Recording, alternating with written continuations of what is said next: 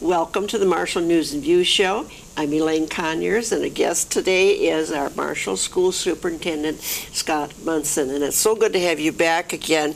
We are going through a very important time in our school year, and as we talked about last week, the public will be voting on a referendum on May 10th as to whether or not to build on to our schools, which are experiencing over-enrollment, really. Mm-hmm. And so this is a very important issue, and we want to make sure that the public gets all the information that they should have before they go to vote. So thanks again for coming, and what do you have to share with us today? Well, I think last time, Elaine, we talked a little bit about the process that's led up to the May 10th building bond referendum, like you said.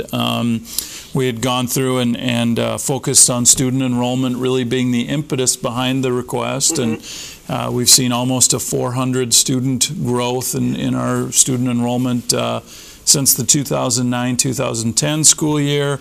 We're anticipating, between 300 and 400 students more over the course of the next 8 to 10 years. And just how we were out of space in our buildings, and we had gone through and talked about the facility study work, the work that the committee did. We looked at specific plans and what's being proposed at each site, and I think we sort of ended with the tax impact, but maybe we thought that'd be a good place to pick off and move forward today. So should the referendum pass on May 10th, and we can talk again about the specifics of what's going to happen that day, but should it pass, the average valued home in the Marshall District is $151,700, and the tax impact for a home valued at that is $116 just for the building bond referendum, which is, I think, $9.67 a month. So on the graphic or the slide here, you can see that there are different types of properties that have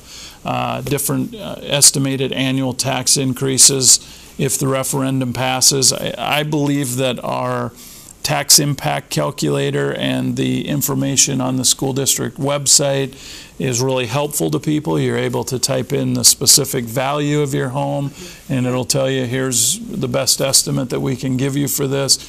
Some of that is going to depend on what the interest rate is that the bonds would be sold for. That sort of fluctuates from day to day.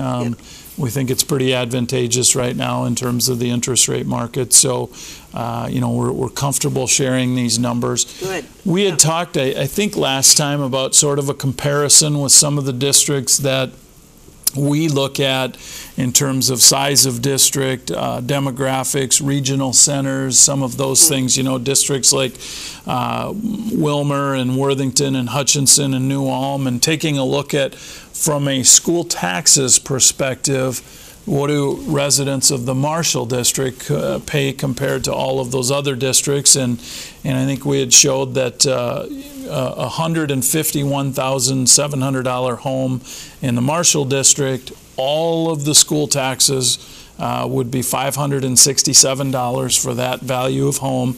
And we had showed that that's right in the mix of things. When you look at Alexandria all the way through Cloquet and some of the comparative districts, the average of those districts is $586. So we're right now, Marshall's a little bit below that. Obviously, if the referendum passes, that would be additional taxes, but I still think given this comparative information, that it's good that we share that so people know what's going on. So we want people to be able to get the answers and the information, answers to questions and information that they want relative to tax impact. So check out the website, www.marshall.k12.mn.us/referendum 2016, and I have that information here on a slide in a little bit. But there's some really good tax information and financial information, so that's a great source of information. The ballot, this slide shows the actual ballot question. Again, the vote is on May 10th. We'll have voting take place at the Marshall National Guard Armory. Polls will open up at 7 o'clock in the morning and stay open until 8 o'clock that night. Absentee ballots are already available. Okay. People can request those from our office. Just give us a call, 537-6924. We can help facilitate that if you're going to be gone or you just can't make it to vote or whatever, but you still want to vote, please contact us for an absentee ballot. Again, we just want people to vote, Elaine. That's really been our emphasis and what we've been trying to encourage people to do. We're not here to sell a yes vote or sell a no vote or anything like that.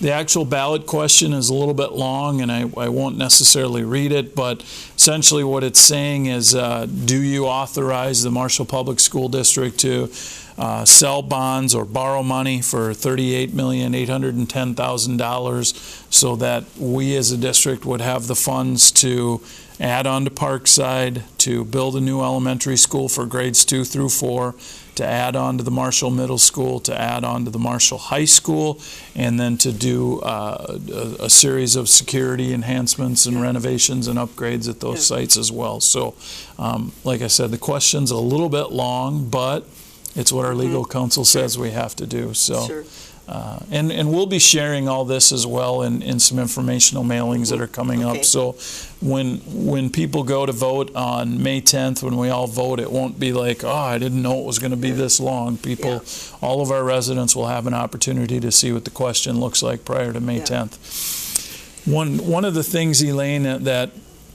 we've struggled with a little bit is how much should we address what if it doesn't pass? But the question has come up enough where we feel like, okay, let's talk about it, because there's still some people who think, I've heard, well, you'll do it anyways if it doesn't pass, and I'm here to tell you, we don't have $38.8 million to do these projects. We that's not a possibility or not an option for us. So I think two things likely would happen if the referendum doesn't pass on May 10th. The first, as our student enrollment continues to go up and we don't have space to put new sections or new classes in, it's likely that our class size is going to go up. Right now we're pretty fortunate. Our board is committed to class size targets or guidelines, and we've adhered to those as much as we can. But if we don't have space to create another section of, say, 4th grade or 6th grade or whatever, then we have to take our existing student population and spread them out amongst the sections that we do have. So, that could mean theoretically maybe one more student in each section, or maybe as high as 6, 7, 8 students in each section, depending on what happens with enrollment and how the bubbles of large groups of kids come through or whatever. But we do envision, if the referendum doesn't pass, class sizes are going to go up. And some people might say, well, that's not really a big deal. But number one, we don't believe that's what's best for kids. It's no secret if you have 25 students in a 3rd grade classroom compared to, say, 21, you can't give 25 as much one-on-one attention when it comes to academic things. It's just inevitable. Secondly, I think, teaching 25 students, and we're just using those numbers for examples, but teaching 25 students is more difficult than teaching 21 students. Teaching is a tough job in general, and our folks are busy all day long, focusing on what they can do for kids. But all of a sudden, if you've got 3 or 4 more students in a class than maybe what is desirable, and again, if the referendum doesn't pass, we don't believe we have any room to keep those class sizes small, and all of a sudden we get teachers who are a little bit more stressed out, and that's not good for the staff members or for the students. And I think the third thing I'd say about that, Elaine, is that we're competing really hard right now for teaching candidates, competing with not only schools around us and in Minnesota, but South Dakota, Iowa, and nationwide. It seems like our candidates are much more mobile, and they'll go wherever they think is their best opportunity. And one of the things that I've been asked multiple times during when I've been interviewing teacher candidates is, tell me about your class sizes. Yeah. Am I going to have 18 kids in a class, or am I going to have 28? Right. Yeah. So I think that makes a difference in terms of when you get excellent candidates and they say, well, I've got an opportunity in Marshall, they have X number of students in each class or whatever, or I've got an opportunity in another district and they have a smaller number of students in each class. If everything else is equal, there's a pretty good chance that that person's going to choose to go to that particular district. So we're concerned about that, just if class sizes go up. What is the desirable number of students for a class? So what we have, Elaine, is multiple years ago during an operating levy that happened here in Marshall, our school district said that we want to commit to not more than 21 or 22, I always get that number mixed up, students per teacher in kindergarten, first and second grade. Okay. That number goes up to 25 in third and fourth grade, and then it goes back down to 23 in fifth and sixth grade. And then really 7 through 12, we kind of have a target of 25 or 27. Okay. That's going to vary a little bit just because of scheduling and whatnot. Sure. But we try to stick to those ratios, if you will, and we believe that they're good for kids, good for staff, good for families, and good for the community. And now with the market that we're seeing for teacher candidates, also good for recruiting candidates. So if the referendum doesn't pass, we don't have enough funds to be able to do it without the help of our residents. If we did, we wouldn't be asking. If it doesn't pass, we think class sizes will go up. Sometimes that difference might be minimal and people may not even notice it. It might only be 1 or 2 kids in a section, but at other times the likelihood of it being 5, 6, or 7 students in a class is real. And then I think the third thing, Elaine, that would happen if the referendum doesn't pass, and our enrollment continues to grow, is this problem that, like you and I talked about, it's a good problem to have, but this problem isn't going to go away. No. And so I believe, and I'm just speaking for me, I'm not speaking for the school board, but I believe that we would probably come back and gather information from the community. What did you support? What didn't you support, and why? And try to massage the request at some point in time and come back maybe as early as November of 16. Maybe we'd wait a year or whatever. But the longer we wait to do something, the more stretched our schools are going to get, the fuller our classrooms are going to get, the more kids we're going to have to put in the amount of space that we have. And even with our project now, if the referendum does pass, we're still looking at, I think, the 18-19 school year before the new elementary would be complete. Sure. So we've got quite a bit of time before that would happen. So if we came back with another request, then all of a sudden we're another year or 2 down the road. And I don't believe that either interest rates or construction costs are going to go down, over the course of the next 18 months. So chances are that we'd pay more interest to borrow the same amount of money, and maybe the request would even be higher if we had to go out for a comparable size project. So we felt like we needed to talk about what if the referendum doesn't pass, and just sort of take a look at how that could affect our school district. And it's not saying that it's good, bad, or indifferent. It's just saying that we're concerned if it doesn't pass. And like you've mentioned before, it's very important for the student, especially, as well as the teachers, but especially for the student, that they get some in-class time with the teacher. And if the teacher has to divide everything up between those students, and that doesn't always happen either, so there's going to be some kids that might be left behind just because there isn't enough time and all that sort of thing.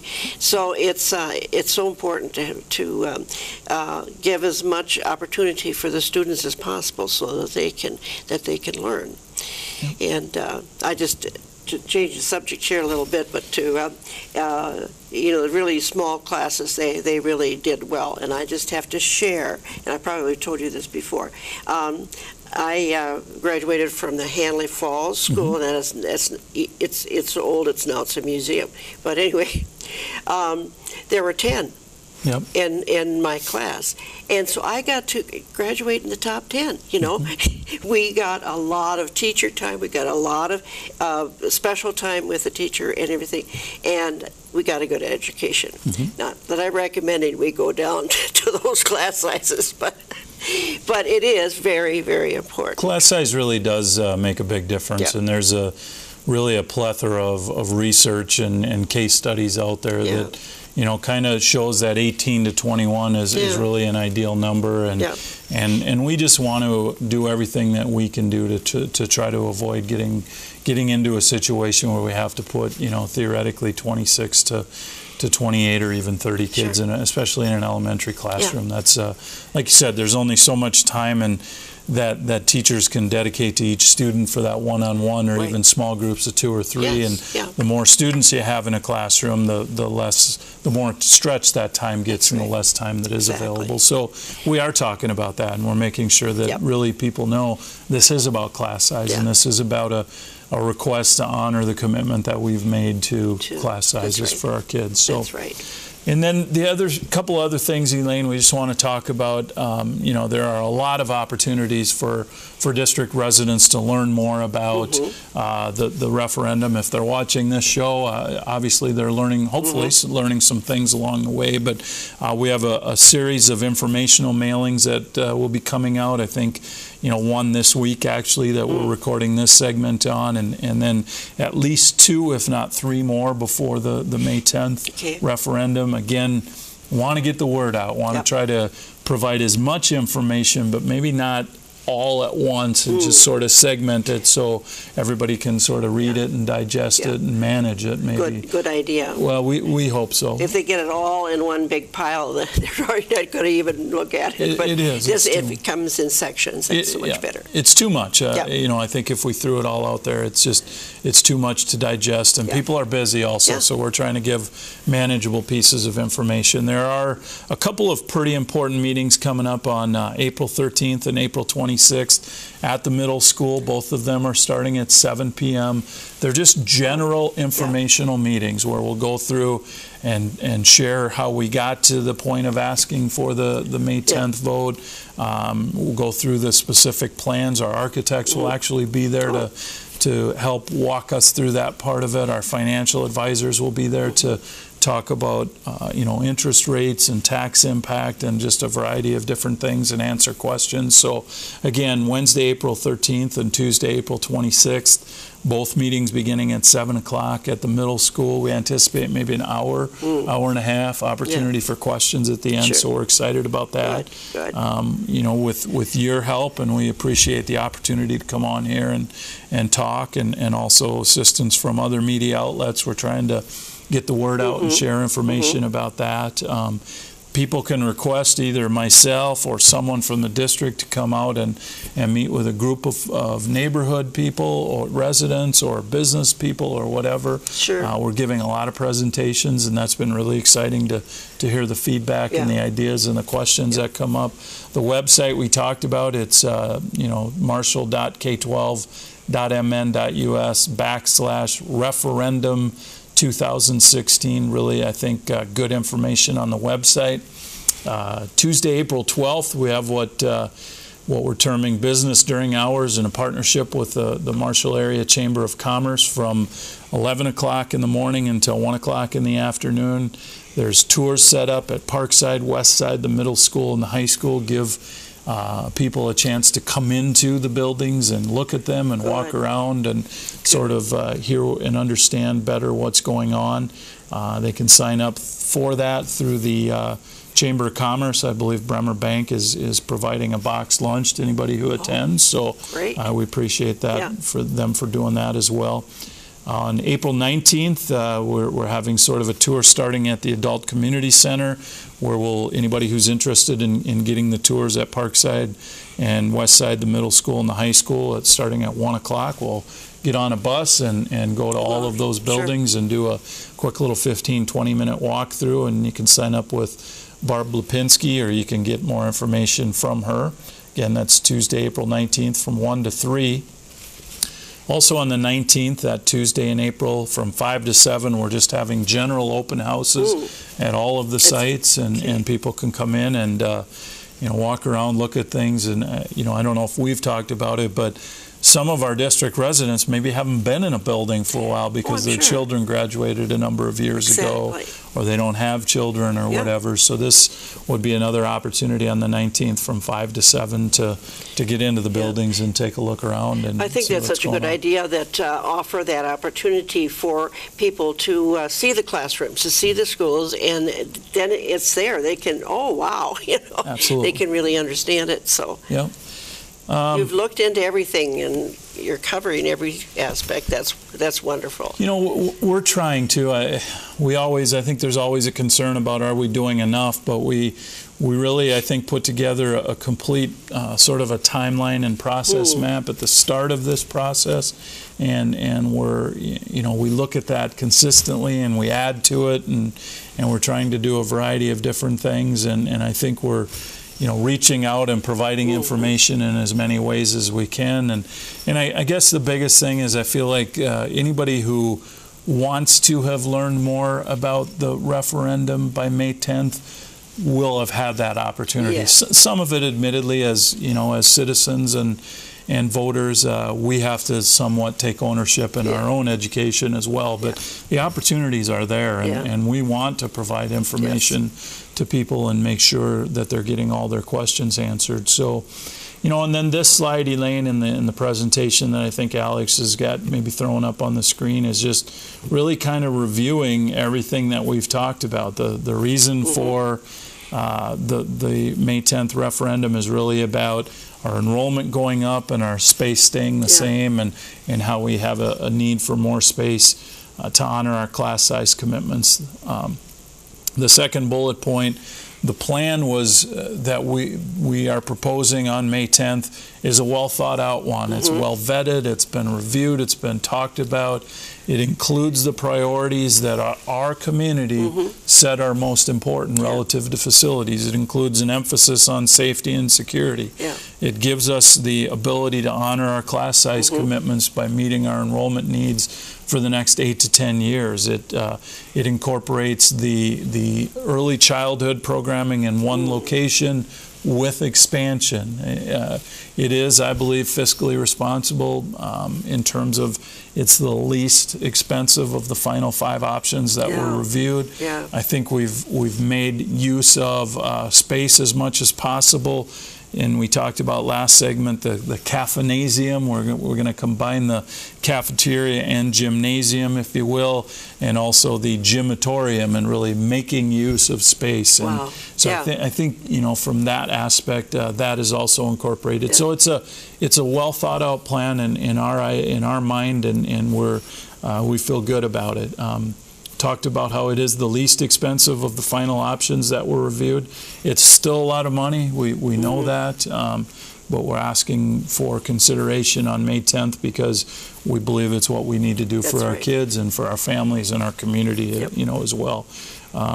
We value hopefully being a part of an important part of the Marshall community and really the region, and we do believe that strong schools are a part of vibrant communities, and everybody, there's so many people working hand in hand here to keep the community and the region going in the same direction, and bring about growth and bring families here, and there's so many positive things going on, and we want to make sure that we're doing our part with that. And then, like the last bullet says, Elaine, we just how people vote is their business, and we just want people to vote, because right now we think we've got a good plan and that would meet our needs, but that's just how we think about it. So now here's our opportunity for our community to say, yes, we believe this is what's best for the students, or no, this isn't what's best for the students, come back with another idea.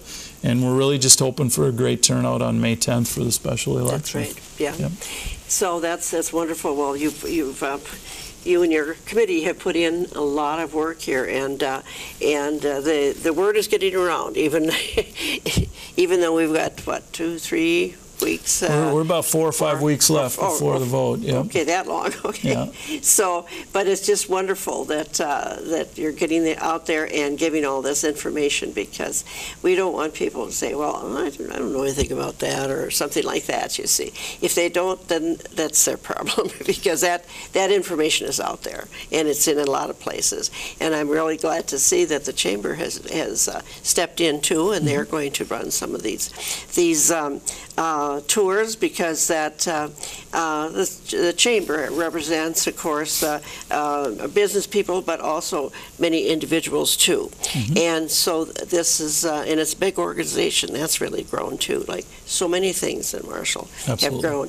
And so people are helping with this. Other organizations are helping with this, and that's great. They really have been, and it's been appreciated, because even if folks don't help necessarily, we're not asking or seeking endorsements. We're not here to do that. We're here to provide information. But even every time somebody says, please come in and present to our employees, or this service organization, or this group of neighborhood residents, or whatever, that's really appreciated, because those are the types of things that make it possible for us to inform. And it seems like for every person that we share information with, they probably have a conversation with 2, 3, or more other people, and that generates just that information spreading and really leading up to that May 10th vote. And so that's been greatly appreciated. Folks have been very receptive to wanting to know more about it, and I can't express our gratitude enough for everybody who's allowed us to do that and continues to allow us to do that. We have a number of presentations and meetings this week and next week and every week where, it seems like, can you come here on this date and can you do this and can I get information? And that's just really valuable. And I think it also shows that we have just a lot of people in the community who care deeply about the community and care certainly about the school district, but also the community in general. So that's it's very refreshing. Yes, it is, and it's just wonderful to be in a community where that attitude is prevalent, because not all communities are like that, and when I first came to Marshall, there wasn't that excitement about growth and so on, but things change over the years, and then it's Marshall is doing very well now. They're a regional center and always have been, and they're continuing to be. And people get tired of hearing me say that, but it is so true, and we're just so fortunate to have leaders like yourself here that help us and to continue to grow. Well, this has been very informative, and we're going to have you back a couple times before May 10th, and with more information for people. And thank you again for all your work. Thank you. And we'll see you in a couple weeks. Sounds great. Thank you very much, Elaine.